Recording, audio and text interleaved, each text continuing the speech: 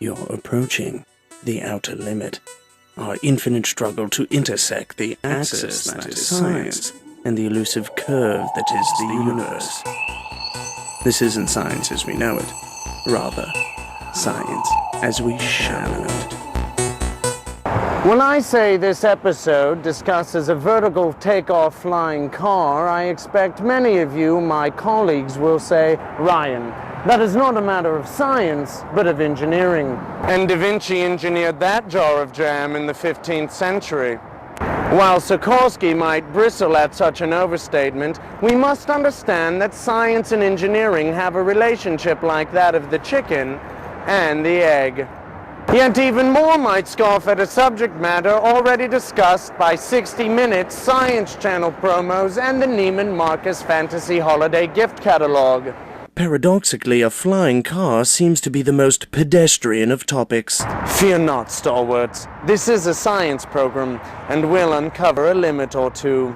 Paul Mahler has been developing SkyCar technologies for over 30 years. From its inception, its goal has been to create a user-friendly VTOL aircraft that is affordable, efficient, and safe to operate. It must have a maximum cruise speed of over 300 miles per hour and a target fuel economy of 20 miles per gallon, with 4 passengers at maximum range speed.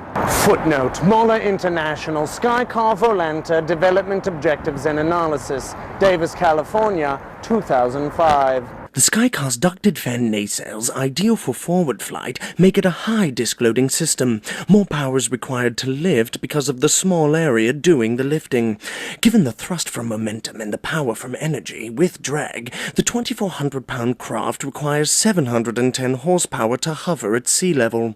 The engines must generate maximum horsepower for minimum weight and frontal area, all the while being reliable. There's a limit. Wankel-type rotary engines meet the criteria, but notoriously work better in theory than in practice, much like Marxism. The Wankel beautifully performs the combustion cycle with the fluid motion of a rotor directly rotating a peculiar shaft inside a trochoid-shaped housing, and has only 3 major moving parts. But in practice, failure at the side and apex seals is commonplace, and the oil-fuel mixture required to keep everything lubed up leaves one gagging. Re-engineered as SkyCar's rotor power engine, the Wankel never had it so good. Rotor power engines use a plasma spray internal coating, redesigned side seals, and all aluminium construction, along with proprietary technologies to burn fuel more cleanly. Optimizing for a given RPM, one can tune the emissions of a rotor power engine so low the exhaust is breathable. Footnote: Dr. Paul Mahler, telephone interview, February 23rd, 2006. Reach into our scientist toolkit, fire up experimentation.